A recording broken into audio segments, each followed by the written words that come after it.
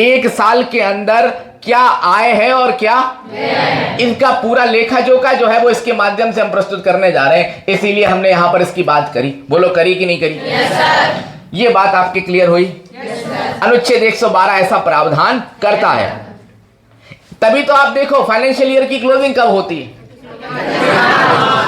अच्छा, पहले के जमाने में क्या होता था? बजट बेसिकली प्रस्तुत होते थे मार्च महीने में। कौन से महीने में? याद आया कुछ आपको? लेकिन मोदी सरकार के आने के बाद से बजट अब कब प्रस्तुत होने लगे हैं? उन्होंने डेट फिक्स कर दी। कौन सी? कि 1 फरवरी। अरे 1 अप्रैल नहीं, फाइनेंशियल ईयर की शुरुआत कब होगी? मैं कह रहा हूं बजट प्रस्तुत कब होता है? आज 2 फरवरी है, तभी तो हम बजट की बात कर रहे हैं, क्योंकि कल बजट प्रस्तुत किया जा चुका है। तो 1 फरवरी को प्रस्तुत क्यों करते हैं? इसके पीछे कोई कारण बताएगा क्या? प्रांशु पाठक, मैंने कहा पहले मार्च में प्रस्तुत होता था, अब 1 फरवरी को करने लगे, इसके पीछे कुछ तो कारण होगा। क्यों? क्या डिबेट पहले नहीं होती थी निक की? कोई भी विधेयक क्या बिना डिबेट के पारित हो सकता है? पुराने टाइम पर क्या होता था कि जब 1 मार्च को प्रस्तुत करते थे तो बजट की जो प्राप्तियां होती थी वो मंत्रालय तक पहुंच नहीं पाती थी, सैंक्शन पैसा नहीं हो पाता था। अब 1 फरवरी को बजट प्रस्तुत करने का फायदा ये होता है कि मार्च अंत तक आते आते, फरवरी अंत तक आते आते सारी चर्चाएं समाप्त हो जाती हैं, सारा पैसा सभी मंत्रालयों तक विधिवत तौर पर, और 1 अप्रैल से वे खर्चा करने के लिए क्या हो जाते हैं। लेकिन पहले ऐसा नहीं हो पाता था। उसके लिए गैर योजनागत व्यय का इस्तेमाल करना पड़ता था, जो अब करना नहीं पड़ता। बोलो बात समझ में आई? Yes sir. तो ये हमने संवैधानिक प्रावधान बताए कि क्या क्या चीजें किस तरीके से होती हैं। अब बोलो थोड़ा और आगे बढ़े। Yes sir. बजट में किन किन चीजों का उल्लेख होता है? भाई बजट बहुत सारी चीजों से मिलकर बनता है ना। भाई एक बात बताओ, हम लोग एक घर में रहते हैं। Yes sir. अब एक घर में भी अगर 4 या 5 या 6 या 7 लोगों का एक परिवार है तो वहां पर भी तो खर्चे हैं। Yes sir. तो अगर हम वहां पर आय और व्यय इन दोनों का हिसाब किताब निकालें तो घर का भी तो एक बजट बनाया जा सकता है। Yes sir. और बहुत सारे मिडिल क्लास परिवारों में घर का बजट भी बनाया जाता है। हमारे परिवारों में बनता है। क्यों? क्योंकि भाई हमारी आमदनी सीमित है, तो उस हिसाब से ही तो खर्चे चलेंगे। Yes sir. अगर हम आमदनी से ज्यादा खर्चा करने लगेंगे तो क्या हमारा परिवार चल पाएगा? नहीं। तो अनुमानित प्राप्तियां और अनुमानित खर्चों का ही तो लेखा जोखा होता है। तो कभी भी जब हम बजट पढ़ते हैं तो बजट में 3 वर्ष का प्रावधान देखा जाता है। कितना? 3 वर्ष का। तो आइए देखें कि वे 3 वर्ष कौन से होते हैं। तो मान लीजिए इस समय हम कौन से साल में हैं? 2025। तो जाहिर सी बात है जो भी वर्ष चल रहा है 1 साल उससे आगे और 1 साल उससे पीछे। तो आप कहोगे कि 3 मतलब क्यों? कि 24 में हमने जो प्राप्त किया वो बताएंगे हम। 25 में बात कर रहे हैं किसकी? कि हम आगे आने वाले सालों के हमारे प्लान क्या है और उन पर हम किस तरीके से पैसे को खर्च करेंगे। इसलिए बजट हमेशा कंसेक्यूटिव 3 इयर्स का होता है। तो 24, 25 और 24 में हम देखते हैं कि हमने जो लक्ष्य 24-23 में बनाया था क्या हम उन्हें प्राप्त कर पाए? उसमें हमारे जो घाटे या लाभ हो रहे हैं क्या हमने उनके सही समीकरण निकाल पाए? तभी तो सरकार कल बता रही थी कि भाई राजकोषीय घाटा हमें 24 में इतना % हुआ। अभी मैं आऊंगा राजकोषीय घाटा क्या होता है। अभी मैं बजट तो पढ़ा ही नहीं रहा हूं, अभी तो मैं आपको उसको समझने के लिए क्या क्या चीजें होती हैं उस पर चर्चा कर रहा हूं। क्या हुआ? समझ में नहीं आ रहा क्या? सबको पकड़ में आ रही बात ना? तो बजट में कंसेक्यूटिव तौर पर कितने साल? 3 सालों का अध्ययन होता है। क्यों होता है 3 साल का अध्ययन? कि भाई पिछले साल के वो देखते हैं कि जो हमने टारगेट अचीव बनाए थे क्या वे अचीवेबल हुए? क्या हमने जो भी पैसा खर्च करने की योजना बनाई क्या वे पूरी तरीके से सार्थक हो पाई? और फिर 25 और 26 के लिए हमारे अनुमान क्या है, या हम अपना पैसा जो है वो किस मद में खर्च कर रहे हैं, उनका पूरा लेखा जोखा जो है वो कहां प्रस्तुत हो रहा है? बजट में प्रस्तुत किया जा रहा है। जो है वो एक एक करके शामिल करी जाती हैं। एक एक करके वो 5 पॉइंट मैं आपको बताना चाहता हूं। पकड़ते चलेंगे बात। पहला क्या लिखा? राजस्व। क्या होता है राजस्व? बोलो। राजस्व को अंग्रेजी में क्या बोलते हैं? रेवेन्यू बोलते हैं। राजा की होने वाली आय ही तो राजस्व है। अब वर्तमान समय में क्या राजा है? अब राजा का मतलब सरकारों से। राजा का मतलब अब किससे? तो सरकार की जो भी आय है वह उसकी राजस्व है। और राजस्व एवं पूंजी, क्या कहा? कि अनुमानित प्राप्तियां। कैसी प्राप्तियां? कि हम प्राप्ति का अनुमान लगाते हैं कि हमें क्या राजस्व मिल रहा है और क्या पूंजी प्राप्त हो रही है। दूसरा काम करते हैं हम राजस्व के बढ़ाने वाले उत्पाद और साधन, यानी हम क्या से वो काम कर रहे हैं जिससे हम अपने रेवेन्यू को क्या कर सकते हैं? इंक्रीज कर सकते हैं। कुछ सवाल है, आप तक पहुंचेंगे, आप उसमें पार्टिसिपेट करेंगे तो मजा आएगा, वरना नहीं आएगा, बोरिंग सी लगने लगेगी क्लास। क्या मैं आपसे एक सवाल पूछता हूं कि सरकार की आमदनी के क्या क्या साधन हैं? सब लोगों ने एकदम से कह दिया कि सरकार की आमदनी का जो सबसे प्रमुख साधन है वो साहब क्या है?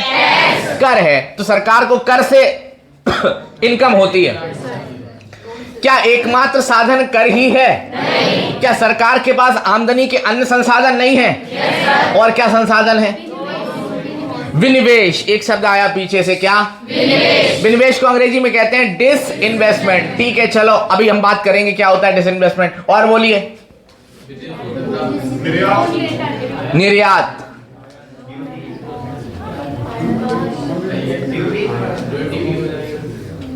आयात ड्यूटी, एक्सपोर्ट ड्यूटी, तो ये भी तो एक तरीके से शुल्क और कर का ही प्रकार हुआ। टैक्स और शुल्क में कोई बहुत डिफरेंशिएशन नहीं है। ठीक है, आप बता नहीं पा रहे हैं कि और क्या क्या है। क्या सरकार को ब्याज के तौर पर बहुत बड़ी इनकम नहीं है? Interest income. अब आप कहोगे इंटरेस्ट इनकम क्या?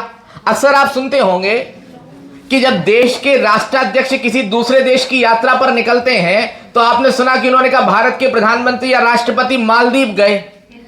कहां गए? मालदीव। तो मालदीव की सरकार को 5,000 करोड़ रुपए की निधि प्रदान कर आए। कितनी? 5,000 या 500 करोड़ अफगानिस्तान को दे दिए, या 1,000 करोड़ श्रीलंका को दे दिए, या किसी राष्ट्र की मदद के लिए पैसा भेज दिया। ऐसी खबरें सुनते हैं हम। तो ये सारे के सारे जो पैसे दिए जाते हैं ये सूक्ष्म ऋण होते हैं। क्या होते हैं? दीर्घावधि ऋण, यानी लंबे समय के लिए पैसे दिए जाते हैं जिसके बदले में हमें क्या होता है? ब्याज अदायगी होती है।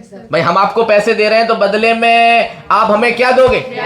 ब्याज दोगे। या हम आपसे पैसा लेंगे तो बदले में क्या लेंगे? आपको ब्याज देंगे ना।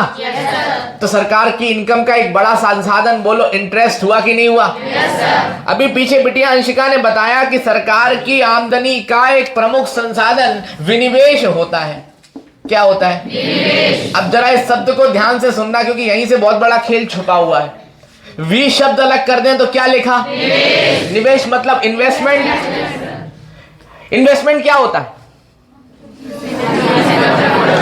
वह पूंजी जो हम इस आशय से कहीं लगाते हैं कि बदले में हमें कोई प्रतिफल प्राप्त हो, तभी तो उसे निवेश कहते हैं। अब भारत सरकार ने भी बहुत बड़े पैमाने पर क्या किया? निवेश। काय में?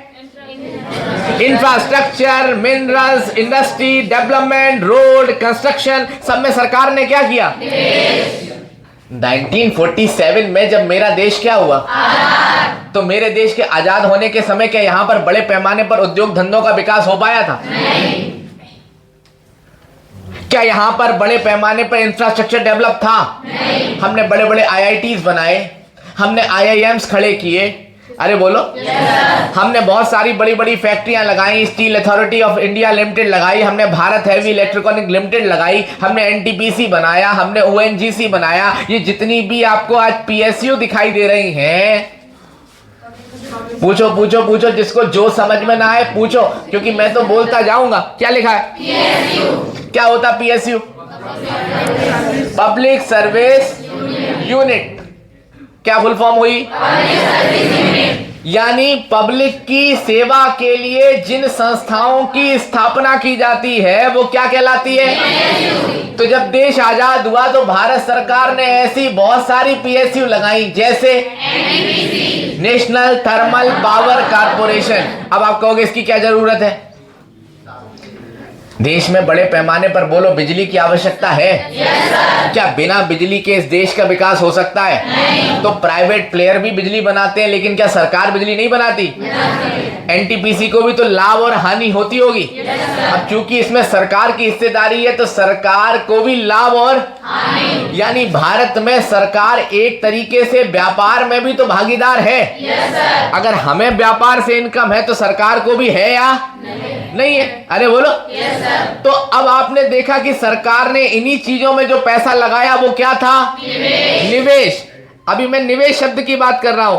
अब सरकार ने एक बड़ा वृक्ष लगा दिया, उस पर बहुत सारे फल आने लगे, तो अब सरकार धीरे धीरे अपने उस हिस्से को क्या कर रही?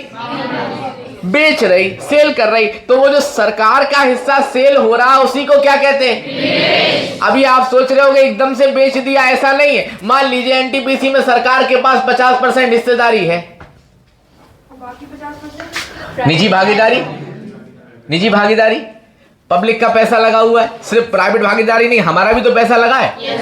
अब आप कहोगे हमारा कैसे लगा हुआ है? मेरे पास भी एनटीपीसी के 500 शेयर डले। कितने? 500। तो उनकी कुल वैल्यूएशन का 0.001% का मालिक मैं भी हूं। तो ऐसे हजारों जनता है ना, हम सबके पैसे एनटीपीसी में लगे हुए हैं ना। अब सरकार के पास बड़ी भागीदारी है, मान लो कितने % की? अब सरकार ने काम धीरे से अपना 10% हिस्सा क्या कर रहे? तो डाइल्यूशन हुआ। 10% की सरकार ने कल 20 करोड़ रुपए थे उस 90 के जमाने में। आज उस 10% की कीमत मान लो 2000 करोड़ रुपए बैठी। कितनी? 2000। तो उनके सरकार के 20 करोड़ 2000 करोड़ रुपए हो गए कि नहीं हो गए? इसी प्रक्रिया को क्या कहते हैं? यहां पर आपने देखा होगा वर्तमान भारतीय जनता पार्टी सरकार पर यह बड़ा आरोप लगता है कि वो सरकारी संस्थाओं को बेचते चले जा रहे हैं। आपको समझना पड़ेगा कि सरकारी संस्थाएं बेची नहीं जा रही हैं, ये एक तरीके का डिसइन्वेस्टमेंट है। क्या है?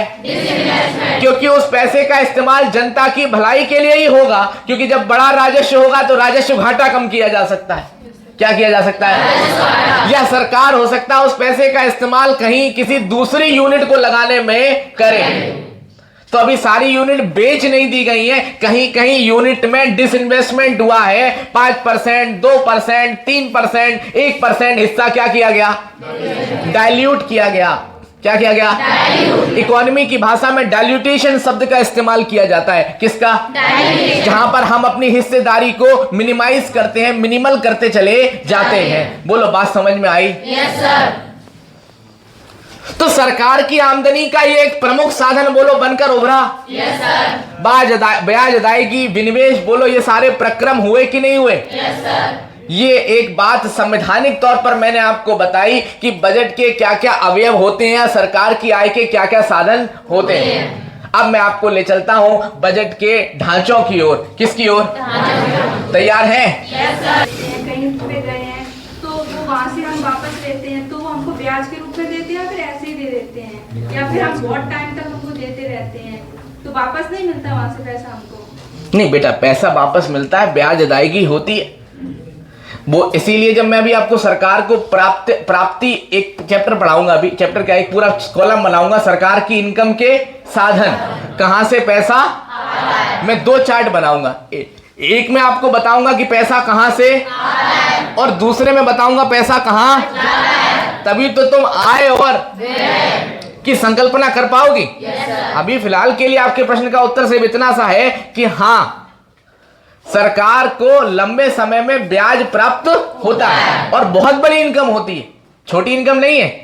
बड़ी इनकम जो है वो ब्याज के तौर पर प्राप्त होती है, यानी देश की टोटल इनकम का लगभग 18 से 20% के आसपास का हिस्सा सिर्फ काय से आता है? इंटरेस्ट रेट्स आते हैं बहुत बड़े। और देश की खर्चे में भी एक बड़ा हिस्सा किसका है? अगर तुम इंटरेस्ट ले रहे हो तो तुम इंटरेस्ट दे भी रहे हो, क्योंकि तुमने भी दुनिया के कई देशों से क्या ले रखा है। तो दोनों बातें हैं, ऐसा नहीं कि आप ही ने दे रखा है, आपने ले भी रखा है। उस लेने पर भी आप बड़े पैमाने पर क्या खर्च कर रहे हो?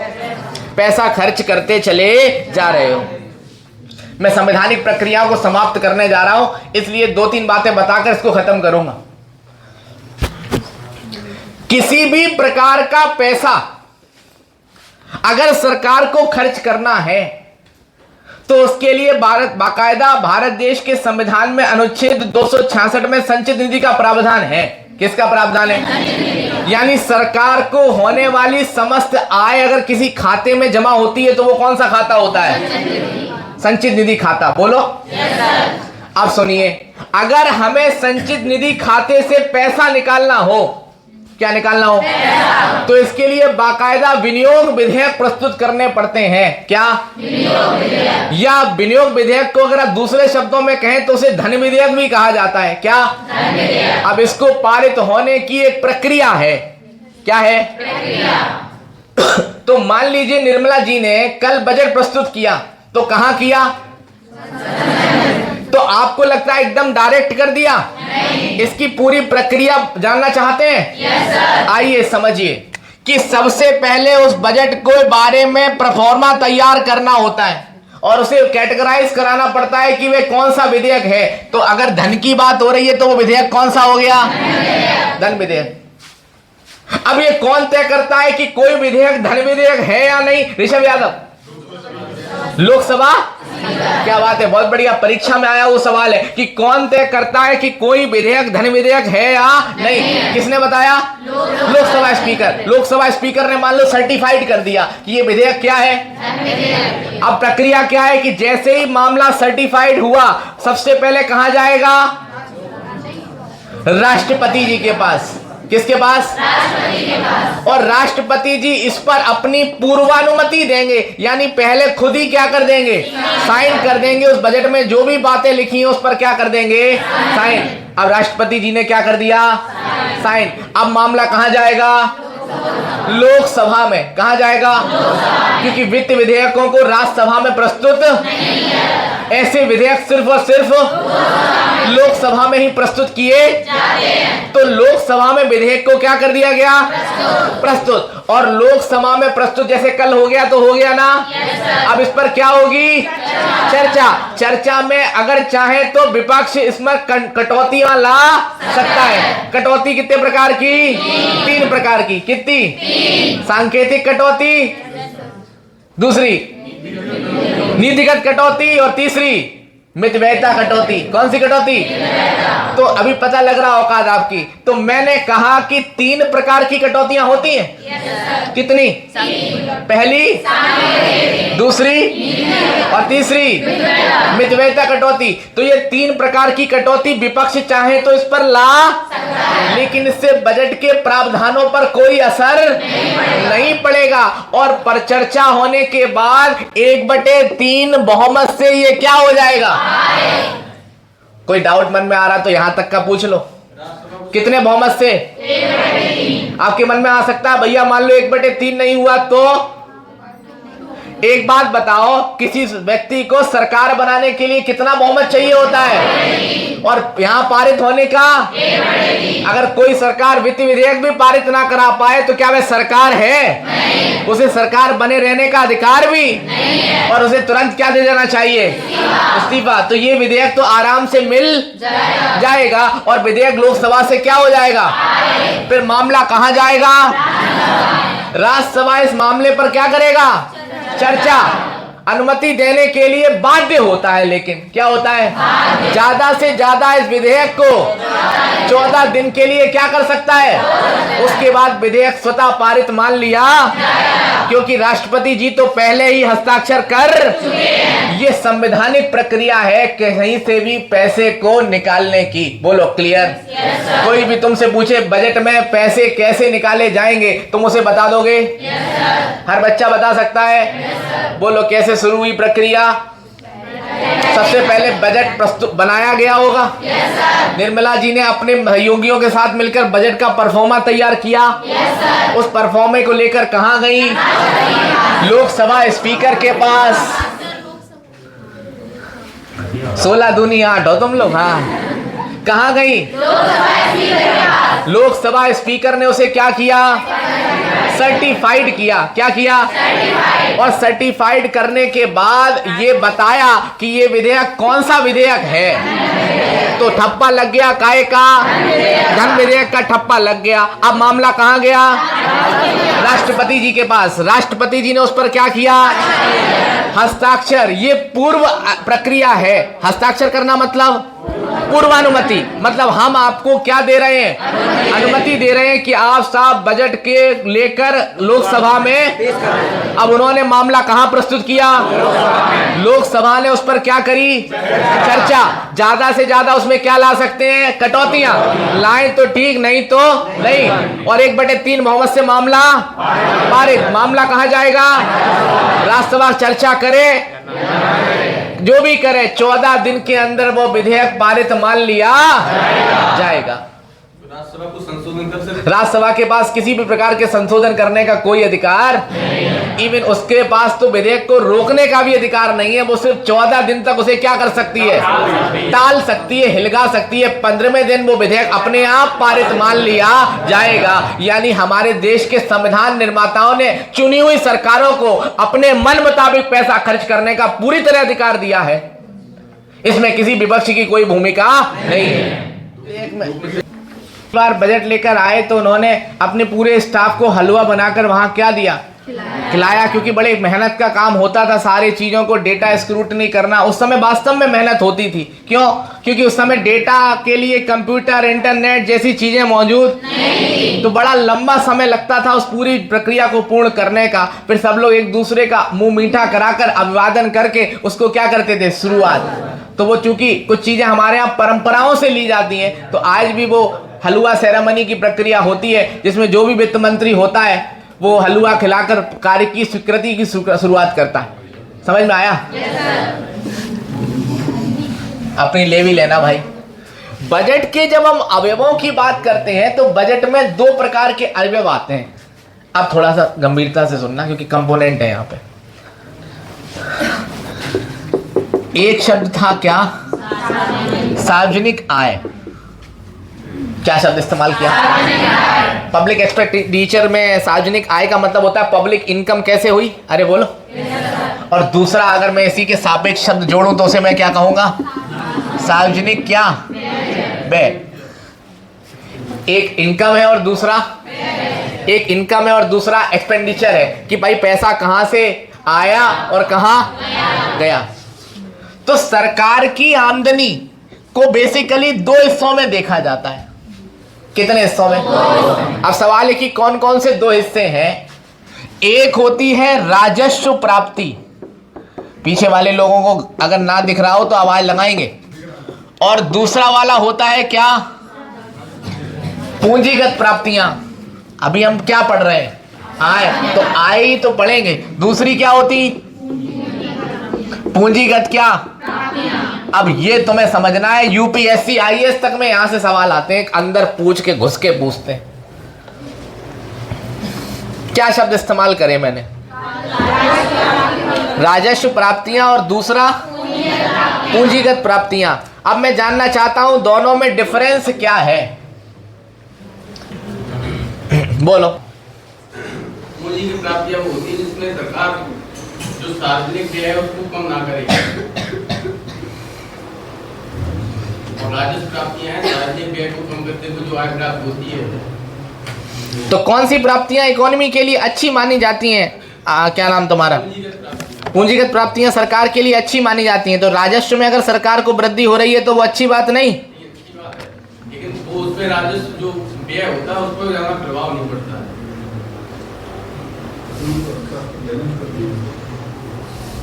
कहता हूं कि राजस्व प्राप्तियों में किन किन कंपोनेंट्स को शामिल करेंगे, कौन कौन से कंपोनेंट हैं जो ये माने जाएंगे कि भाई इससे राजस्व की क्या हो रही है, प्राप्ति। तो मुझे बताओ, सरकार को करों से प्राप्त होने वाली सारी आमदनी राजस्व प्राप्ति में शामिल होगी? बोलो भाई। ऊपर लिख रहे हैं जिससे, क्योंकि हमें पता है दूर तक लोग बैठे हुए हैं, तो कर से सरकार को जो धन प्राप्त हो रहा है वो राजस्व प्राप्ति माना जाएगा? कि कोई भी प्रकार का कर हो, डायरेक्ट टैक्स हो या 2 प्रकार के कर होते हैं ना, एक डायरेक्ट टैक्स और दूसरा। इसके अलावा सरकार को जो भी किसी दूसरे तरीके के पब्लिक एक्सपेंडिचर्स में लाभ होते हैं वो इसी में काउंट होंगे। सरकार को मिलने वाला डिविडेंड बोलो इसी में शामिल होगा। अभी LIC ने मान लो सरकार को 200 करोड़ रुपए का डिविडेंड चेक दिया भारत सरकार को, क्या दिया? 200 करोड़ रुपए का डिविडेंड चेक। क्यों दिया? क्योंकि सरकार के पास LIC के शेयर है। क्या है? तो उस पर उसने लाभांश की गणना करते हुए 200 करोड़ रुपए दिए, तो वो भी सरकार की कैसी प्राप्ति है? क्योंकि राजस्व प्राप्ति सीधा सीधा राजकोष में पैसा पहुंच रहा है ना। सरकार को होने वाली सारी ब्याज की इनकम बोलो इसमें काउंट हो जाएगी। हमने दुनिया भर में लोगों को पैसा ऋण पर दे रखा है, उस पर हमें हर साल क्या मिल रहा? भी करेक्टर या गैर कर आय है, वो सारी की सारी बोलो सार्वजनिक आय में राजस्व प्राप्ति में बोलो शामिल होगी कि नहीं होगी? तो कोई भी सरकार अपनी राजस्व प्राप्तियों को लगातार बढ़ाने का क्या करती है? क्योंकि बिना राजस्व की प्राप्तियों के सरकार की इकोनॉमिक हालत अच्छी नहीं होगी। अब आप कहोगे पूंजीगत प्राप्तियां क्या होती हैं? पूंजी से भी तो कुछ प्राप्तियां होंगी। तो पूंजीगत प्राप्तियां क्या है? निवल घरेलू ऋण। कैसा ऋण? जो भी घरेलू स्तर पर जो भी सरकार पैसा वापस करती है, उसके बदले जो सरकार को इंटरेस्ट रेट प्राप्त होता है, वो क्या है? अभी जैसे कल के बजट में सरकार ने कहा कि 1,80,000 करोड़ रुपए बिना ब्याज के राज्य सरकारों को पैसा दे देंगे। तो वो एक तरीके का बोलो पूंजीगत प्राप्ति, उसके बदले हमें कोई क्या नहीं प्राप्त होगा? सरकार को कोई इंटरेस्ट प्राप्त होगा क्या? कठिन होने लगता बजट यहां पे जाके। इसलिए बहुत फोकस करना है। जो लोग चुपचाप बैठे हुए वो यहां फोकस करें तो समझ में आएगा। निवल विदेशी ऋण। कौन सा ऋण? अगर हमने वर्ल्ड बैंक से कोई ऋण लिया, कहां से? तो मान लो वर्ल्ड बैंक ने हमें 2,000 करोड़ रुपए दिया, तो ये राजस्व प्राप्ति है या पूंजीगत प्राप्ति है? जो आपने बोली वो बात बिल्कुल उल्टी बोल दी कि पूंजीगत प्राप्ति इकोनॉमी के लिए बहुत अच्छी बात नहीं होती। क्यों नहीं होती? कि अगर हम बड़े पैमाने पर वर्ल्ड बैंक से ऋण प्राप्त करेंगे तो भविष्य में ब्याज अदायगी में दिक्कतें आएंगी ना। डायरेक्ट पूंजी तो मिल गई, लेकिन उसका बहुत फायदा लंबे समय में इकोनॉमी को नहीं होता। हाँ, वो अच्छा माना जाता है, लेकिन उससे हमारी संपत्ति प्रसृजित हो जाती है। अच्छा तो माना जाता है। ये बिल्कुल वैसा ही है कि गांव में बाबा के पास 100 बीघा जमीन थी, उसे बेचकर तुम डिफेंडर खरीद लाए। क्या खरीद लाए? तो अचानक से पूंजीगत प्राप्ति तो हो गई, लेकिन उससे जो तुम्हारी देयताएं थी, जो तुम्हारी संपत्ति थी, वो क्या हो गई? तो संपत्ति बेच के पूंजी अर्जित करना बहुत सरल तरीका माना जाता कहीं पर भी, लेकिन वो इकोनॉमी के लिए कोई बहुत अच्छा तरीका माना नहीं जाता। आप बताओ, हमारे बाबा के पास, हमारे पे तो है ही नहीं, सॉरी गलत एग्जाम्पल ही दे रहे हैं। मान लो ऋषभ के बाबा के पास 50 बीघा जमीन है। कितनी? 50 बीघा। और उसे ऋषभ बेच दें तो इन्हें बड़े पैमाने पर धन की प्राप्ति होगी। तो आपको क्या दूर से देखने को मिलेगा कि इन्हें पूंजी की क्या हो गई? लेकिन वे एक संपत्ति को समाप्त करने के बदले में आई। और वो भविष्य में हो सकता है ये धीरे धीरे उस पूंजी को बैठकर खत्म कर दे और संपत्ति तो जा चुकी है। बात समझ में आई? एनटीपीसी ने अगर 50% शेयर में से कुछ बेच दिए हैं तो फिर यहाँ पे ये बात भी तो लागू होगी। बिल्कुल बिटिया, बिल्कुल आपकी बात सही है, लेकिन सरकार कोई इस तरीके से संपत्ति का अधिग्रहण नहीं कर रही। सरकार के विनिवेश का फायदा तो मिलता है सिस्टम को, लेकिन वो चरणबद्ध तरीके से अपने हिस्से को डाइल्यूट करती है और जनता की आमद को स्वीकार करती है। प्रतिस्पर्धात्मक तौर पर प्रतिस्पर्धा बढ़ाने के लिए भी कई बार विनिवेश आवश्यक होता है। धन जुटाने का एकमात्र साधन विनिवेश नहीं है। एक बात बताओ, SBI और तुलना कर रहे हैं एक दूसरी बैंक से, क्या? ये पूरी तरीके से सरकारी बैंक हो गई। ये पूरी तरीके से इनके बाजार पूंजीकरण में लगभग 2 से 3 लाख करोड़ रुपए का अंतर है, पर इन दोनों के यहां काम करने वाले एम्प्लॉय में जो डिफरेंशिएशन है वो 7 से 8 लाख एम्प्लॉय का है। आपको शायद मेरी बात समझ में नहीं आ रही। मतलब HDFC आधे संसाधनों में भी बहुत बड़ा मार्केट पूंजीकरण पैदा कर पा रही है जो SBI नहीं कर पा रही है। क्यों?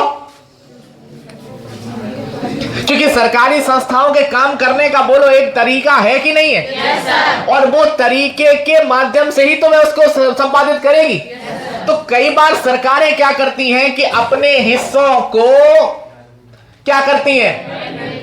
डाइल्यूट करती जाती हैं। क्या करती जाती हैं? और अपने हिस्से को जब डाइल्यूट करेंगी तो उसकी बाजार पूंजीगत प्राप्तियां लगातार बोलो चेंजेबल होंगी कि नहीं होंगी? प्राप्ति और दूसरी राजस्व प्राप्ति में कर प्राप्ति, लाभ, लाभांश, ब्याज से होने वाली आय, सारी चीजें आती हैं। अब दूसरा शब्द क्या है?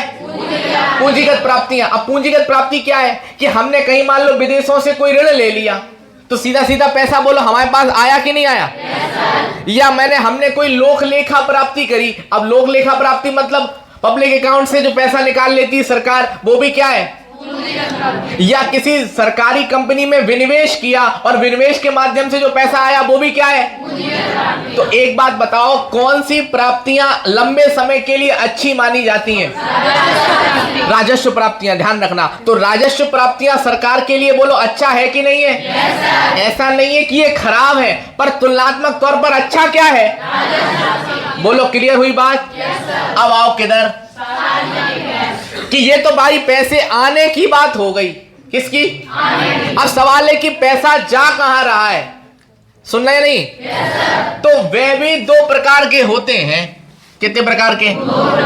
पहला राजस्व क्या, और दूसरा पूंजीगत व्यय। कौन सा व्यय? अब बताओ, अब सब सवाल कठिन है, समझने वाले हैं, और जितना समझोगे उतना बेहतर निकलता जाएगा। तो बताओ जरा, राजस्व व्यय और पूंजीगत व्यय बताओ। राजस्व व्यय में क्या क्या चीजें आ जाएंगी? ब्याज भुगतान। ठीक है, अगर मैं इसे थोड़ा सा खोलूं, प्रांशु क्या करूं? तो राजस्व व्यय को भी डिवाइड किया जा सकता है। क्या किया जा सकता है? अब आप कहोगे कैसे? योजनागत और गैर योजनागत। पकड़ना बात, मतलब मैंने क्या किया, इसको ऐसे करके ऊपर डिवाइड कर रहा हूं। एक मैंने कहा गैर योजनागत और दूसरा योजनागत व्यय। योजना बनाकर जहां पैसा खर्च किया जा रहा है और जहां पर गैर योजना बनाकर पैसा किया जा रहा है। तो मुझे बताओ, अब सरकारी सेवाओं पर जो पैसा खर्च हो रहा है वो क्या है? वो क्या है? अब बात समझ में आई। सरकार ने वैकेंसी निकाली और सरकार ने बड़े पैमाने पे तुम्हें सैलरी दे रही है, तो ये खर्चा क्या है? इससे विकास पर बहुत प्रभाव नहीं पड़ेगा। तो सरकारें क्या कोशिश करती हैं कि गैर योजनागत व्यय को क्या रखें? तो भारतीय जनता पार्टी सरीकी सरकारों का फोकस हमेशा इसी पर होता है कि गैर योजनागत व्यय हमेशा क्या हो? हाँ, कभी भी आप देखिए, वाजपेयी जी की सरकार आई, कोशिश करी गई कि गैर योजनागत व्यय क्या हो? पेंशन कहां आती है? पेंशन खत्म करने में वाजपेयी जी का नाम आता है। ओल्ड पेंशन स्कीम, तो आप देखेंगे वो भी गैर योजनागत व्यय का ही हिस्सा है। तो योजनागत व्यय और गैर योजनागत व्यय में तो सरकार हमेशा कोशिश करती है कि उसका गैर योजनागत व्यय क्या हो, इससे राजस्व घाटा को बचाया जा सके। सरकार ने कहा सब्सिडी देंगे। क्या देंगे? सब्सिडी। अब मुझे बताओ, सब्सिडी कौन सा खर्चा है, योजनागत या गैर योजनागत? गैर योजनागत। क्यों? सिलेंडर 500 रुपए का था, सिलेंडर 1000 रुपए का था, सरकार कह रही हम तुम्हें कितने में देंगे? 500। तो 500 रुपए पर सिलेंडर सरकार ने पैसा खर्च किया। तो ये फ्रीबीज जैसे जैसे बढ़ते हैं, चुनाव के समय कहा जाता है ना फ्रीबीज। फ्रीबीज मतलब मुफ्त की रेवड़ियां। उन्होंने कहा दिल्ली गवर्नमेंट का इलेक्शन परसों होना है, उन्होंने कहा आम आदमी पार्टी ने डिक्लेयर कर दिया हम फ्री पानी देंगे, फ्री बिजली देंगे, सबके मीटर जीरो हो जाएंगे। ये क्या है? क्योंकि इससे भविष्य में किसी प्रकार के इंफ्रास्ट्रक्चर का डेवलपमेंट नहीं होगा। तो ये फालतू के खर्चे हैं कि नहीं है? ऐसे अपने जीवन में भी हम लोग खर्चे भी दो प्रकार के करते हैं, योजनागत और किसी होटल में जाकर पैसा उड़ाया, ये क्या है? क्योंकि इससे आपके ऊपर कोई विकासात्मक कार्य नहीं होगा। 110 की कोचिंग में गए और 700 रुपए महीने खर्च किए, क्या खर्चा है? क्योंकि भविष्य में इससे आपकी सब्सिडी या आपके एक्सपेंडिचर में बढ़ोतरी होगी कि नहीं होगी? आपकी स्किल का डेवलपमेंट होगा कि नहीं होगा? क्या कुछ समझा पा रहे हैं? सरकार ब्याज माफ कर देती है, वो किसमें आएगा? गैर योजनागत में। किसान ऋण माफ क्या है? क्योंकि इससे भविष्य में किसी देयताओं का सृजन नहीं होता, जन कल्याण की भावना छिपी हुई है, लेकिन फिर भी गैर योजनागत व्यय ही है। सरकार के हम हॉस्पिटल खोलेंगे, क्या खोलेंगे? क्या हॉस्पिटल खोलने में सरकार का पैसा खर्च नहीं हो रहा? सरकार के हम सड़क बनाएंगे, बात समझ में आ रही है? हम कह रहे सीधे सीधे तुम्हें 0 किलो राशन फ्री दे देंगे, ये कैसा खर्चा है?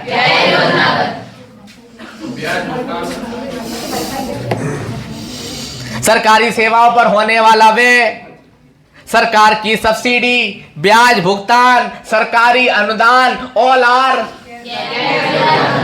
सारी बातें बोल दी मैंने Pranshu. Grant, government grant also consider इन गैर योजनागत व्यय। अब इधर क्या लिखा है? योजनागत व्यय। कौन सा व्यय? सामाजिक और सामुदायिक सेवाओं पर सरकार जो भी पैसा खर्च कर रही है क्या है? सामान्य आर्थिक सेवाओं पर, विदेशी व्यापार पर, निर्यात संवर्धन पर कोई पैसा खर्च कर रही है वो क्या है? परिवहन, संचार, लोक निर्माण, राज्यों और केंद्र शासितों को देने वाला पैसा, राज्यों को देने वाला पैसा, सारा का सारा क्या है? तो कोई भी सरकार जब खर्च करने जाती है तो कोशिश क्या करती है कि ये खर्चा और ये खर्चा तुलनात्मक तौर पर, ऐसा नहीं है कि सरकार गैर योजनागत व्यय खर्च नहीं करती, करती है, पर इससे इकोनॉमी पर भार आता है। क्या आता है? तो हर कोई चाहता है कि इकोनॉमी पर भार में क्या की जाए। आप समझा पाए थोड़ा बहुत? पूंजीगत व्यय बढ़ाना है हमारा टारगेट। पूंजीगत प्राप्तियां कम करनी और पूंजीगत व्यय जिससे भविष्य में पूंजियों का निर्माण हो, वो व्यय क्या कहलाते हैं? एग्जाम्पल, सरकार कोई नई कंपनी लगाए, क्या है? नहीं समझे? सरकार ने पूंजीगत निवेश किया इंफ्रास्ट्रक्चर में। सरकार ने कहा कैपेक्स प्लान कर रहे हैं, 10 लाख करोड़ रुपए खर्च करेंगे। क्या करेंगे? 10 लाख करोड़। लेदर इंडस्ट्री के लिए कह दिया पूंजीगत व्यय है कि 5,000 करोड़ रुपए देंगे। तो आगरा से लेकर और मथुरा और कानपुर तक की सारी लेदर इंडस्ट्री एकदम से पुनर्जीवित हो गई। आगरा के व्यापारियों के चेहरे खिल गए। ये कैसा व्यय है? तो भविष्य में जिनसे परिसंपत्तियों का सृजन होता हो वो क्या कहलाएंगी? ये कैसा है कि आज की तारीख में तुम्हारे पापा ने 2 बीघा जमीन कहीं खरीद के डाल दी, तो भविष्य में इसका तुम्हें फायदा होगा कि नहीं होगा? तो हर सरकार चाहती है कि पूंजीगत व्यय में क्या हो? वृद्धि हो। क्या मैं समझा पाया? संपत्ति में विकास के लिए जो काम होते हैं सभी सबको, सबके सब, सारे के सारे। मान लो सरकार अभी किसी नई पीएसयू की स्थापना कर दे, सरकार के अभी तक तो सरकार ने कोई करी नहीं, मान लो कर दे, तो इसे भविष्य में लाभ होगा कि नहीं होगा? बड़े पैमाने पर लाभ होगा कि नहीं होगा? तो राजस्व प्राप्तियां और पूंजीगत प्राप्तियां दोनों में डिफरेंशिएशन समझे? कुछ चीजें अच्छी हैं और कुछ चीजें बुरी हैं। जैसे गैर योजनागत व्यय अच्छी माने, लेकिन तुम्हारा संबंध इसी से है, क्योंकि सरकारी सेवाएं आएंगी तभी आएंगी जब गैर योजनागत व्यय में क्या होगी? वृद्धि। फ्रीबीज तुम्हें पसंद है, फ्रीबीज भी तभी मिलेगा जब गैर योजनागत में क्या होगी? वृद्धि। लेकिन जो इकोनॉमिस्ट हैं, जो इकोनॉमी को समझते हैं, जो टैक्स पेयर हैं, वो हमेशा चाहेंगे कि गैर योजनागत व्यय क्या हो? वो हमेशा चाहेंगे कि पूंजीगत प्राप्तियां क्या हो? कम। और वो हमेशा चाहेंगे कि पूंजीगत व्यय क्या हो? ज्यादा। कुछ समझ में आया? मतलब खर्चा सब लोग कराना चाहते हैं, पर अलग अलग जगहों पर पैसे को। कितने में? तो journey of development of budget में इस बार 4 चीजों पर सबसे पहले ध्यान दिया गया। कितनी? 4। सबसे पहला सेक्टर जो सरकार ने फोकस किया वो किया एग्रीकल्चर पर। किस पर? दूसरा जो फोकस हुआ वो आया एमएसएमई पर। किस पर? अभी मैं एक एक करके तीनों चारों के विषय में बताऊंगा। पहला क्या था? दूसरा? तीसरा इन्वेस्टमेंट। क्या चीज? और जो चौथी चीज है वो थी एक्सपोर्ट। क्या? एक्सपोर्ट। अब सरकार का ये मूल मंत्र है इस पूरे बजट का कि हम 4 चीजों पर सर्वाधिक तौर पर फोकस करने वाले हैं। एक बात समझिए, निर्मला जी ने बजट भाषण के दौरान एक बात कही, a country is not just it's soil, a country is it's people. कोई भी देश जो है वो किसी भूमि का टुकड़ा नहीं है, वो देश जो है वो वास्तव में उस देश के लोगों के समूहों से है। तो ये बात उन्होंने अपने बजट भाषण के दौरान 2-3 बार दोहराई, और उनका जो एस्पिरेशन ऑफ विकसित भारत का जो लक्ष्य है उसमें उन्होंने 4 चीजों पर ध्यान दिया। वो 4 लोग कौन हैं? Development measures focusing on the 4th sector. Number 1 गरीब। क्या कहा? गरीब। युवा। अन्नदाता और नारी। यानी इस पूरे बजट भाषण के दौरान आप देखेंगे कि इन 4 लोगों को ही ध्यान केंद्रित किया गया है। कितने पर? यानी भारत में गरीबों की क्या स्थिति है, युवाओं के लिए क्या किया जा सकता है, अन्नदाता मतलब किसान, और चौथा नारी। ये 4 ट्रायंगुलर, 4 कोऑर्डिनेटर बनाए गए जिन पर पूरा बजटीय भाषण क्या था, केंद्रित था। तो प्रधानमंत्री ने सबसे पहले, निर्मला जी ने सबसे पहले जो योजना लॉन्च करी वो करी प्रधानमंत्री धन धान्य कृषि योजना। इसमें 100 से ज्यादा डिस्ट्रिक्ट को कवर किया जाएगा, जिसका फायदा 1.5 करोड़ से ज्यादा किसानों को मिलेगा। अब सवाल है कि इनमें क्या क्या प्रावधान किए गए। सबसे पहला प्रावधान यह किया गया कि जो किसान क्रेडिट कार्ड की लिमिट थी वो 2 लाख रुपए से बढ़ाकर कितनी कर दी गई, 5 लाख। ये एक बहुत बड़ा एक्सपेंडिचर वे में मदद करेगा। आपस में बात करेंगे तो मजा नहीं आएगा दोस्त। किसान क्रेडिट कार्ड की लिमिट पहले कितनी थी, वो बढ़ाकर कितनी कर दी गई, 5 लाख रुपए कर दी गई। अब आप कहोगे इससे क्या फायदा मिलेगा? किसान को अग्रिम ऋण मिल जाता था, उससे वो फसल और से जुड़ी हुई सारी चीजें ले सकता था, सीड्स ले सकता था, यूरिया ले सकता था, कंपोजिट ले सकता था। अब उसकी सीमा बढ़कर क्या हो गई, तो कहीं ना कहीं एक्सपेंडिचर में पैसा बढ़ेगा, लिक्विडिटी बढ़ेगी, तो इसका मतलब बाजार में डिमांड की सप्लाई जो है वो सरप्लस होगी कि नहीं होगी। National mission on high yielding seeds, यानी अच्छे क्वालिटी के जो क्या है बीज, वो उन्हें किसानों तक उपलब्ध कराने का प्रयास किया जाएगा। इसके अलावा mission for cotton productivity, 5 year का मिशन फैसिलिटेट किया गया है, जिसमें बड़े पैमाने पर कॉटन फार्मिंग पर फोकस किया जाएगा। कौन सी फार्मिंग पर? ये आपको नोट करनी चाहिए वैसे मेरी बातें, मैन। तो कॉटन फार्मिंग मतलब हाँ, कपास। इसके अलावा इस बजट में पहली बार मखाना बोर्ड के प्रावधान की बात की गई है। जो लोग मुझसे जीएस पढ़े हैं वो जानते हैं कि बड़े पैमाने पर एग्रीकल्चर्स में बोर्ड्स होते हैं, जैसे चाय बोर्ड, कॉफी बोर्ड। इसके अलावा पहली बार बात हो रही है किसकी, मखाना बोर्ड की। और मखाने के उत्पादन में बिहार अभी अग्रणी है। समस्तीपुर जिस जिले का नाम मैं धोखे से ले रहा था, अब समझिए कि वो जिला बड़े पैमाने पर मखाने के उत्पादन के लिए जाना जाता है। तो मखाना बोर्ड की स्थापना भी आपकी बिहार के लिए इस बजट में किसानों के लिए कही गई है। आत्मनिर्भर पल्स इन पल्सेस, किसानों के लिए एक और बात, आत्मनिर्भर इन पल्सेस का मतलब आज भारत को बड़े पैमाने पर दालों में कहीं कहीं विदेशों से चीजों को आयात करना पड़ जाता है, पर हमारा टारगेट है कि अगले 6 साल के अंदर तुअर की दाल, उड़द की दाल, मसूर की दाल, इन्हें बड़े पैमाने पर इनकी प्रोडक्टिविटी को बढ़ाते हुए हम पूरी तरीके से इसमें आयात लक्ष्यों को समाप्त करके निर्यात लक्ष्यों की ओर समाहित हो जाएंगे। किसकी ओर? India post a catalyst for the rural economy, यानी डाकखाना जो हर गांव, हर शहर, आखिरी पंक्ति तक पहुंचा हुआ है, वो एक कैटलिस्ट की भूमिका निभाएगा रूरल इकोनॉमी में, खासकर DBT, cash out EMI, pickup point and also, यानी डायरेक्ट बेनिफिट ट्रांसफर स्कीम में पोस्ट ऑफिस की भूमिका, पिकअप पॉइंट के तौर पर, लॉजिस्टिक सेंटर के तौर पर एक बड़ी तैयारी सरकार कर रही है, जिसमें पोस्ट ऑफिस को कन्वर्ट करेगी किसमें, लॉजिस्टिक सेक्टर के तौर पर। लॉजिस्टिक समझते हैं?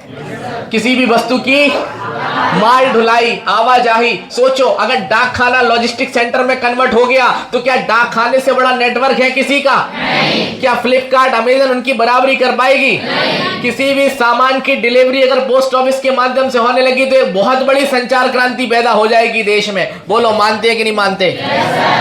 Development of the measure of the focusing on गरीब, यूथ, अन्नदाता एंड नारी। सरकार ने जो दूसरा फोकस किया, मैंने अभी पहली बात कर ली किस पर, दूसरे नंबर पर सरकार का फोकस था एमएसएमई। अब पहले समझिए एमएसएमई क्या होता है, माइक्रो स्मॉल मिनिमम एंटरप्राइजेस। ऐसे वो हर व्यापार जिनका टर्नओवर 1000 करोड़ रुपए से वार्षिक से कम है, वो किस कैटेगरी में आता है? इसमें सरकार ने लोन लिमिट लगाकर 100 करोड़ तक पहुंचा दी है। कितनी? 100 करोड़। मतलब आसानी से छोटे मोटे लोन प्राप्त किए जा सकते हैं। 5 लाख की लिमिट माइक्रो एंटरप्राइजेस के लिए, उड़ान उद्यम पोर्टल के माध्यम से 10 लाख तक का credit loan, first time entrepreneurs के लिए 5 लाख तक का लोन, और अप टू 2 करोड़। मतलब इस लोन को अगर व्यापार बढ़ रहा है तो 2 करोड़ रुपए तक बढ़ाया जा सकता है। मैन्युफैक्चरिंग मिशन पर फोकस है सरकार का कि कैसे एमएसएमई को वाइब्रेंट तौर पर बढ़ाया जा सके। खासकर फोकस है फुटवियर और लेदर प्रोडक्ट्स। सुन नहीं रहे? फुटवियर और यानी जो भी पैरों में पहनने वाले जूते हैं और जूतों से जुड़ी चीजें हैं, लेदर से बने हुए सामान, major for the toy sector. आज भारत के लिए खिलौना इंडस्ट्री एक बहुत बड़ी इंडस्ट्री बनकर उभरी है, जिसमें चाइना का वर्चस्व है। किसका? और खिलौना बाजार बहुत बड़ा बाजार है। अगर हमारे छोटे मैन्युफैक्चरर सोचो खिलौना इंडस्ट्री में उतर आए और उनको गवर्नमेंट का सपोर्ट मिल जाए, जैसा टैरिफ की बात अमेरिका कर रहा है चाइना के ऊपर, तो भारत की खिलौना इंडस्ट्री बहुत तेजी से डेवलप हो नहीं। आप समझ नहीं रहे हो खिलौना कितना बड़ा व्यवसाय है। ये ऐसा व्यवसाय है कि अगर आप भी करने लगो तो बहुत इनकम होगी। अभी मैनपुरी में भी बिल्कुल इसका क्या नहीं है, बिल्कुल क्रेज नहीं है और ज्यादा कंपटीशन भी नहीं है। आप आसानी से इस व्यापार में उतर सकते हो, आपको थोड़ा दिमाग लगाना है। तीसरी चीज, सपोर्ट फॉर फूड प्रोसेसिंग, यानी national institute of food technology की स्थापना करने की योजना है बिहार में। कहां पर? बिहार में। इसके अलावा enhance income for the farmers, skilling, entrepreneurship, employment and the opportunity for the youth, यानी कई प्रकार के ऐसे स्किल प्रोग्राम शुरू किए जाएंगे जिससे किसानों को अपनी फसलों को बेचने या अपनी फसलों से संबंधित जानकारी प्राप्त करने के कौशल उद्यम विकसित किए जा सकें। एमएसएमईज के लिए जो रिवीजन प्रपोजल आए हैं वो इस तरीके से आए हैं। करंट में 1 करोड़ रुपए जो 2.5 करोड़ हो गए, स्मॉल के लिए 10 करोड़, 25 करोड़ और मीडियम इंटरप्राइज के लिए जो पहले 50 करोड़ की लिमिट थी उसे बढ़ाकर 125 करोड़ कर दिया गया है। कितने? 125 करोड़। कितने?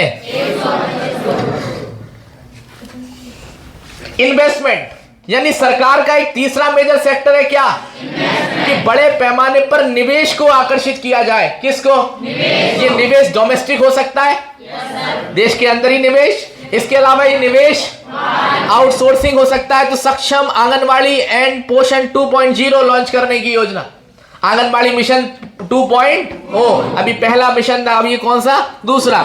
Expansion of the capacity of the IITs, 5000 नई सीटें अगले साल तक बढ़ जाएंगी। काय में? आईआईटी में। आईआईटी की तैयारी करने वालों के लिए ये एक प्लस पॉइंट निकल के आ रहा है। Day care centres in all district hospitals, यानी 100 देश के पायलट प्रोजेक्ट के तौर पर 100 जिलों में जो जिला चिकित्सालय होता है उसमें day care centre for the cancer patient, यानी सब जगह कैंसर ट्रीटमेंट की व्यवस्था होगी हिंदुस्तान के हर जिला चिकित्सालय में। कुछ समझ में आ रहा है? 5 national centre for the excellence for the skilling to the setup with the global expertise and the partnership, यानी 5 इतने बड़े लेवल के सेंटर पूरे अखिल भारतीय स्तर पर बनाए जाएंगे जो पूरे भारत में स्किल डेवलपमेंट पर काम करेंगे। Atal twinkling labs, the 50,000 lab to be set up in the government school in next 5 years। Atal Bihari Vajpayee ji के नाम पर जितने भी सरकारी स्कूल होंगे वहां लेबोरेटरीज की स्थापना, 50,000 से ज्यादा। Centre for the excellence in the artificial intelligence for the education is total outgoing 500 crore.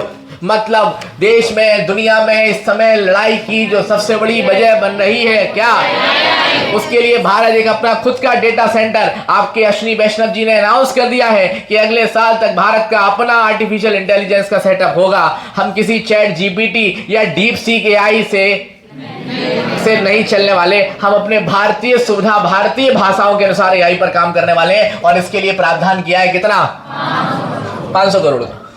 कितना? 500 crore. Centre broadband connectivity to the provided to all government secondary school and the primary health centre in rural areas. Bharat के जितने भी माध्यमिक, उच्च माध्यमिक school हैं और जितने भी पीएमएस सेंटर्स हैं हॉस्पिटल के, सब जगह ब्रॉडबैंड कनेक्टिविटी से आपस में जोड़ा जाएगा। ये एक्सपेंडिचर ऑफ द इन्वेस्टमेंट की बात की गई। Expansion of the medical institution, 10,000 additional seat with the goal of the adding 75,000 seats in the last 5 years, यानी 75,000 सीटों का एलोकेशन मेडिकल और नीट की तैयारी करने वालों के लिए 10,000 पर वर्ष। कितनी? नीट की सीटें, जैसे आईआईटी की सीटें बढ़ रही, ऐसी सीटें किसकी? नीट समझ में आ रहा है? yes, sir. हाँ, पीएम स्वनिधि योजना to be revamped and enhance loans for the banking, UPI link credit card and the capacity building support and welfare of the online platform workers, registration for the e-shram portal, the health care under PM Jan Arogya Yojana. जितने भी unskilled labour है, unorganised sector की labour है, उन सब के लिए सब पोर्टल में अपने आप को, जो गिग लेबर्स होती हैं, कैसी लेबर्स? जिनका डेली का, महीने का होता है कुछ पता नहीं, वो अपने आप को वहां पर क्या कर सकते हैं? रजिस्टर्ड करा सकते हैं। किसमें? श्रम पोर्टल के अंतर्गत। किसके अंतर्गत? यस है। गिग वर्कर्स के बारे में अलग से बात कर लेंगे, अभी इसकी फ्लो नहीं। अब मैंने कहा कि इन्वेस्टमेंट में और क्या, इसके अलावा 1.5 लाख करोड़ रुपए इंटरेस्ट फ्री लोन स्टेट्स के लिए, बहुत बड़ी योजना है। 1.5 लाख करोड़ रुपए स्टेट्स के लिए, कितने? ये भी बिना ब्याज के। ऋषभ यादव, बिना ब्याज के 1.5 लाख करोड़ रुपए स्टेट्स के लिए, यानी कोई भी स्टेट सरकार से क्या मांग सकता है? ब्याज मुक्त पैसा। और इससे आप जानते हो एक्सपेंडिचर में बढ़ोतरी होगी कि नहीं होगी? खासकर पूंजीगत एक्सपेंडिचर में बोलो बढ़ोतरी होगी कि नहीं होगी? जल जीवन मिशन को 100% कवरेज तक ले जाना है, हर घर में पानी पहुंचाने का लक्ष्य तय किया गया है। पावर सेक्टर के अंदर reform, asset management, urban challenge fund, पहली बार समुद्री शिपों के निर्माण को इंफ्रास्ट्रक्चर का दर्जा प्रदान किया गया है। काहे का? हाँ, न्यूक्लियर एनर्जी के लिए छोटे छोटे रिएक्टर पावर प्लांट के लिए अलग से 75,000 करोड़ रुपए की व्यवस्था की गई है। कितने? 75,000 करोड़ रुपए। मैं अलग से बता दूंगा। उड़ान योजना के तहत 4 crore passenger in the next 10 years connectivity बढ़ानी है। बिहार में 2 नए एयरपोर्ट, कहां पर? बिहार में। पटना और एक और जगह कोई वहां पर, हाँ, नाम पर रिसर्च फेलोशिप, जीन बैंक, ज्ञान Bharatam mission, national geopolitical mission और एक्सपोर्ट को प्रमोट करने के लिए बड़े पैमाने पर Bharat trade net, national framework, GCC और स्टील प्रोडक्शन की इम्पोर्ट ड्यूटी को कम किया गया है, जिससे देश में क्या बढ़े?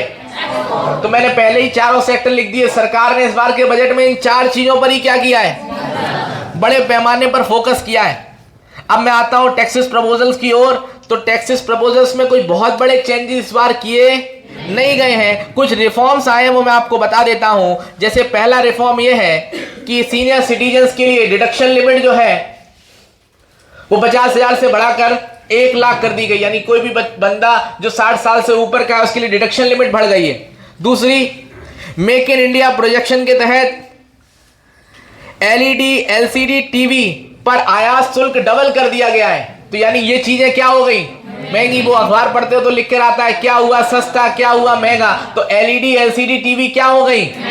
लेकिन आपको लग रहा है ये कैसा क्यों किया गया है? जिससे भारत की बनी हुई एलईडी एलसीडी टीवीज को क्या मिले?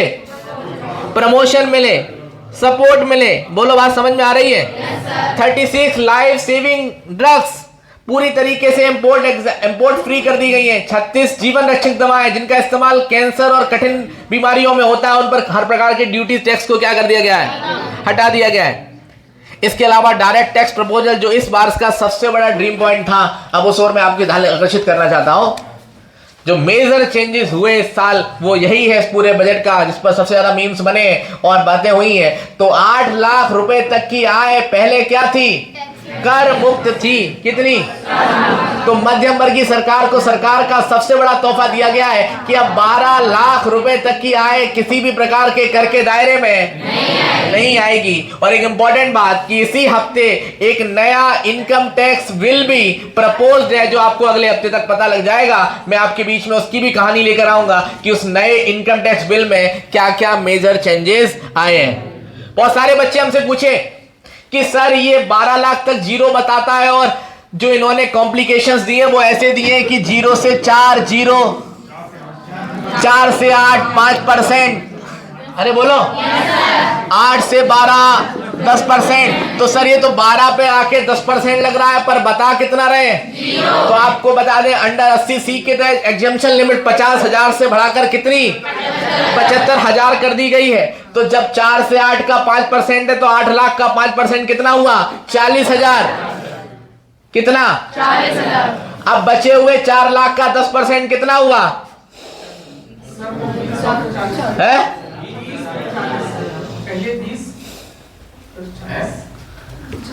कितनी है? 75,000। तो बोलो 12 लाख रुपए तक की इनकम क्या हो गई? टैक्स फ्री हो गई कि नहीं हो गई? मतलब उस पर जो टैक्स बन रहा है वो 80C में क्या प्राप्त करता है? तो 12 लाख रुपए तक की इनकम क्या? और सैलरी एम्प्लॉयड की 12,75,000 तक की इनकम क्या? फ्री। ये तो व्यापारियों के लिए हो गई, लेकिन सैलरी इनकम जिनके जो नौकरी पेशा वाले लोग हैं उनकी 12,75,000 तक की इनकम क्या मानी जाएगी?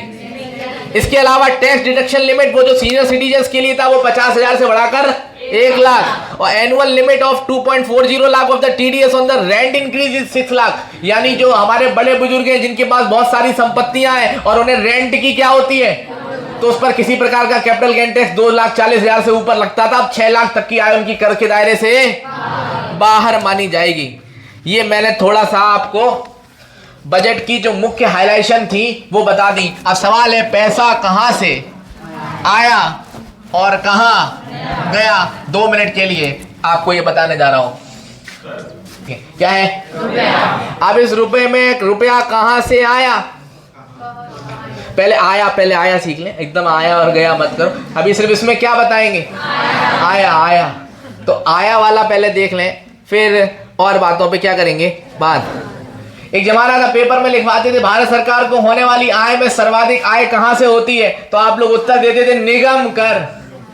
अरे बोलो यस सर। क्या अभी भी ऐसा ही है? तो आपको बता दूं पिछले कुछ वर्षों में निगम कर को हमने क्या छोड़ दिया है, पीछे। तो अब कौन सी सरकार को किस मद से सर्वाधिक आय होती है, तो मैं वहीं से शुरू कर रहा हूं।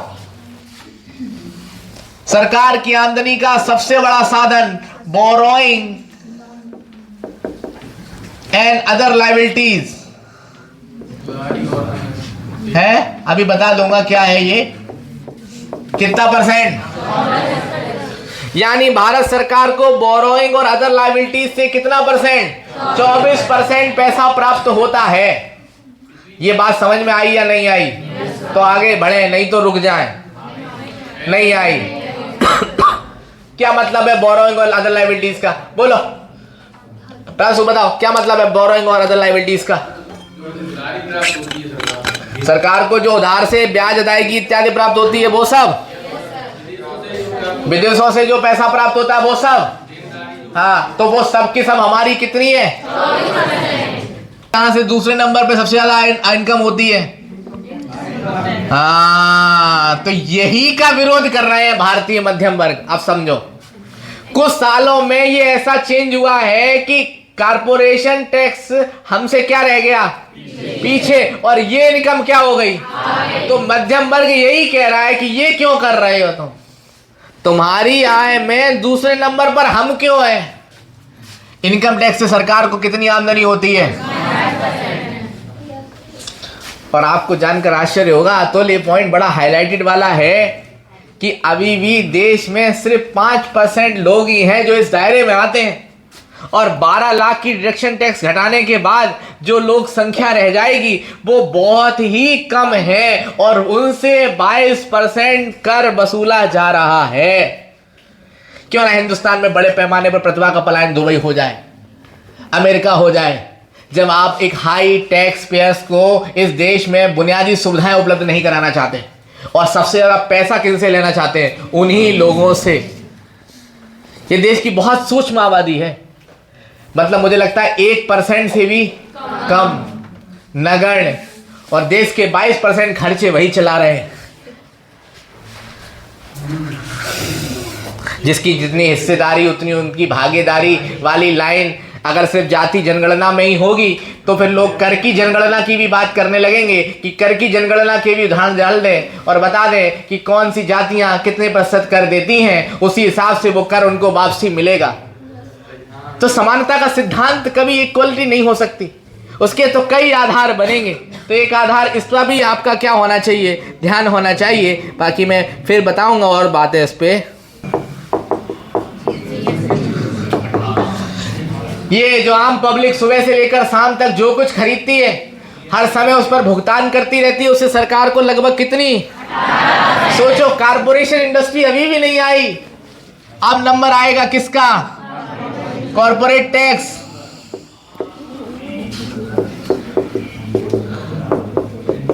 कितना, 17% कॉर्पोरेट टैक्स है। सरकार की इनकम का एक बड़ा संसाधन यहां से भी आ रहा है। अरे बोलो non tax receipt, non tax receipts, कर के अलावा जो शुल्कों से वृद्धि होती है वो सब सरकार को लगभग कितनी आती है। हाँ, और बचे हुए में 1, 4, 5 यूनियन एक्साइज ड्यूटीज वगैरह वो सब शामिल होती हैं। तो ये मुख्य मुख्य याद कर लें। तो आप देख लें 24 और 22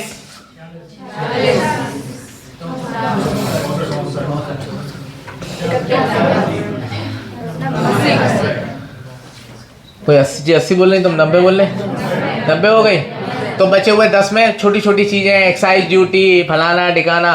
तो ये सरकार को पैसा क्या प्राप्त होता है। इस साल का है ये इस साल का डेटा बता रहे हैं। हर साल डेटा क्या जाता है। अब रुपया जा कहाँ रहा है। रिलायंस, इन्फोसिस, L&T, देश की बड़ी बड़ी कंपनियां जो कुछ बनाती हैं, सरकार उनसे कॉर्पोरेट टैक्स लेती है। ये हमेशा सबसे ज्यादा होता था और इनकम टैक्स से क्या होता था। लेकिन बीते कुछ सालों में इनकम टैक्स बढ़ गया और कॉर्पोरेट टैक्स कम होता जा रहा है। अब मैं कह रहा हूं आप कॉर्पोरेट टैक्स बढ़ाओ और इनकम टैक्स क्या करो, क्योंकि कॉर्पोरेट टैक्स जिन पर लग रहा है वही इनकम टैक्स के भी स्लेब्स में आ रहे हैं। तो कंपनी के माध्यम से दे देंगे, उन्हें दिक्कत नहीं पड़ेगी, पर जब उन पर व्यक्तिगत देनदारी आती तो बड़ी दिक्कत आती। बात आप समझो, यहां पर दो तरफा टैक्स की मार है। हाँ, वही कारपोरेशन टैक्स होता है। पैसा जा कहां रहा है। अरे बोलो।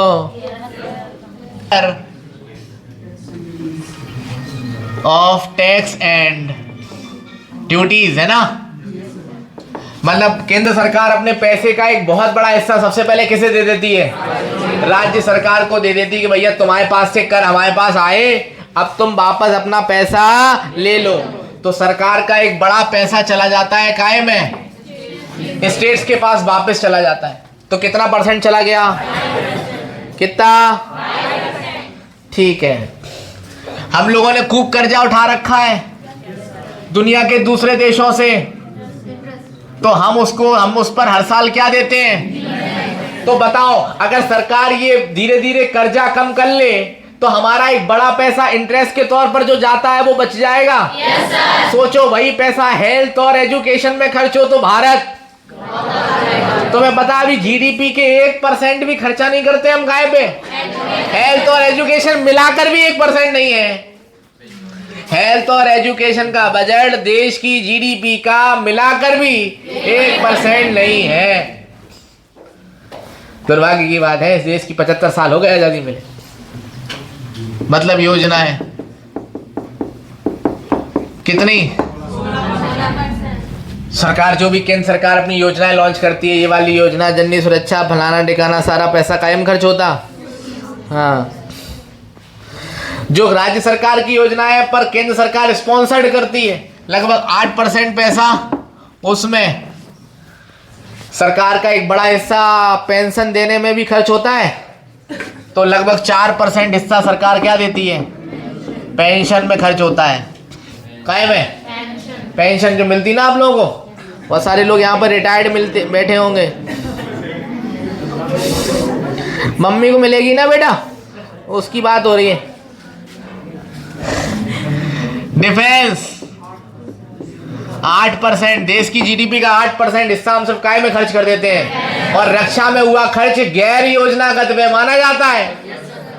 क्या माना जाता है, यानी इससे कभी पूंजी की देयताओं में वृद्धि नहीं होगी, पर मजबूरी हमारी, हम क्या करते हैं, खर्च, क्योंकि घर के दरवाजे मजबूत लगाने पड़ेंगे भाई, भले घर के अंदर रोशनी हो या ना हो, क्योंकि पड़ोसी बहुत अच्छे हमारे। पड़ोसी अच्छे मतलब समझे, पाकिस्तान और चीन सभी जगह एक से ही नालायक बैठे, बांग्लादेश सभी नालायक हैं।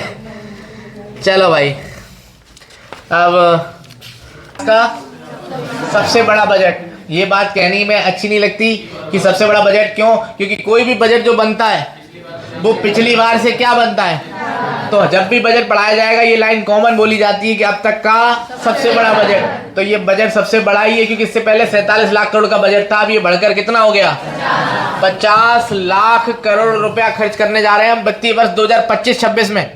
कहां पर, 25-26 में। अब आइए समझिए ये पैसा सरकार किस तरीके से खर्च करने जा रही है। अरे बोलो, ठीक है। इस साल इस बजट में जो राजस्व घाटे हुए हैं उनकी देयता बता देता हूं। 2024-25 का जो फिस्कल डिप्लिसिट है वो 4.8%, ये याद रखना है आपको, यही डेटा नोट करना है। कितना? इसको ऐसे लिख लें, इस साल के बजट का राजकोषीय घाटा कितना है?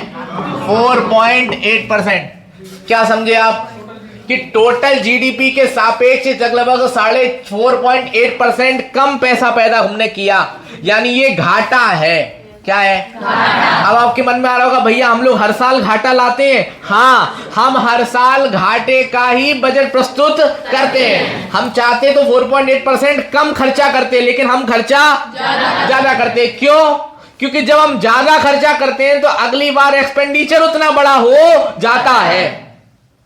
सरकार कोई भी हो, हमेशा ये कोशिश होती है कि राजकोषीय घाटा 5% से क्या हो। तो इस बार अच्छी बात यह है कि हम कितने पर हैं, और हमने अगली साल के लिए जो टारगेट दिए वो एग्रेसिव है, और वो एग्रेसिव टारगेट है कि अगली साल हम क्या लक्ष्य रखेंगे? 4.4% का घाटा ही रखेंगे। कायम है फिस्कल डिप्लिसिट में, कायम है। राजस्व घाटे की बात करें तो 1.9, प्रभावी राजस्व घाटा 1% और प्राथमिक घाटा 1.3% के आसपास हमारा रहा। पर तुम्हें सिर्फ राजकोषीय घाटा याद रखना है। कितना? 4.8%। बोलो, समझ में आया? प्राथमिक घाटा क्या होता है?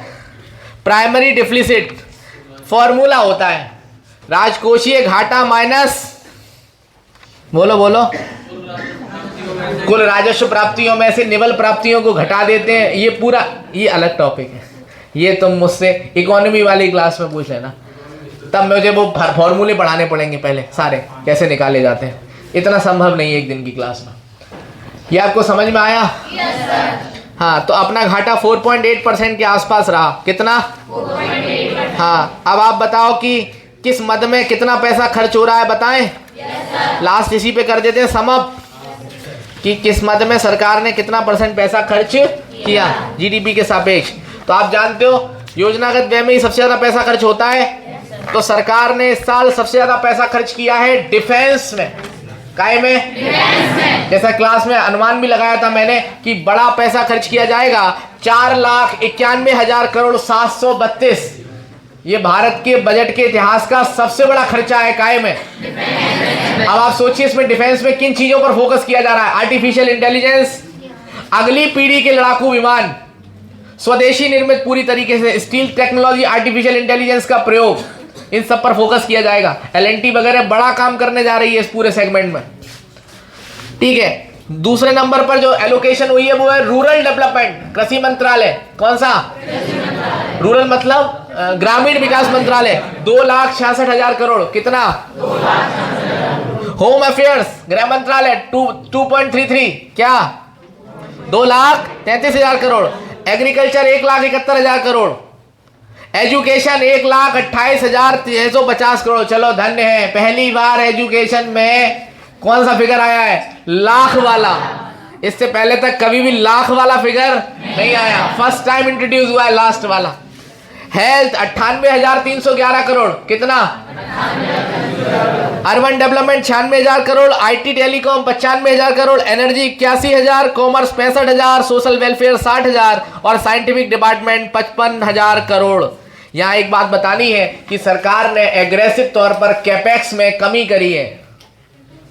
कायम है हमारा इस साल का कैपेक्स 10.50 लाख करोड़ रुपए ही है, जबकि अगली बार जो हमने इससे पहले जो कैपेक्स रखा था वो 11 लाख करोड़ का था। कितना? तो थोड़ी सी निराशा हुई है कि सरकार पैसा कम खर्च कर रही है। कायम है इंफ्रास्ट्रक्चर डेवलपमेंट में, कायम है। पर कुल मिला के आप मुझसे मेरा बजट जानना चाहेंगे, आपको बजट कैसा लगा, तो मैं 2 लाइनों में कहूंगा, बजट पिछले कुछ सालों की तुलना में ठीक था। इसमें और भी गुंजाइश थी। गुंजाइश क्या थी? सरकार को विदेशी निवेशकों को आकर्षित करने की आवश्यकता है, और वो तभी आकर्षित होंगे जब long term capital gain tax और short term capital gain tax में सरकार कुछ कमी करेगी। इसके अलावा देयताओं के लाभांश पर जो कर लगते हैं उन्हें कम करने की आवश्यकता है, क्योंकि एक ही व्यक्ति एक ही चीज पर कितनी बार कर देगा।